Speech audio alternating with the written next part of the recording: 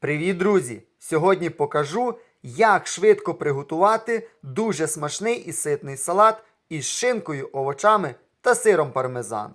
Спочатку беру салат айсберг, нарізаю його на невеликі шматочки та перекладаю у велику миску. Додаю соус Цезар і ретельно перемішую, щоб кожен листочок був вкритий ароматним соусом. Далі беру свіжий огірок. Нарізаю його тонкими скибочками та додаю до салату. Огірок зробить страву більш соковитою та освіжаючою. Наступний інгредієнт шинка.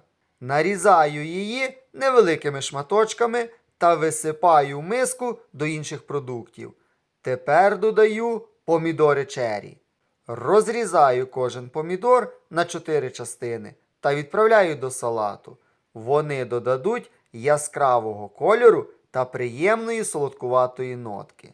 Після цього висипаю хрусткі сухарики, які чудово доповнюють текстуру салату. На завершення щедро посипаю все тертим сиром пармезан. Саме він надає салату особливого смаку та аромату. Ще раз акуратно перемішую всі інгредієнти.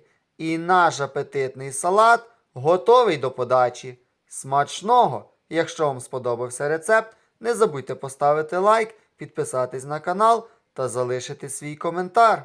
А я дякую вам за перегляд. Усім миру, здоров'я та добра. До зустрічі в наступних відео. Па-па!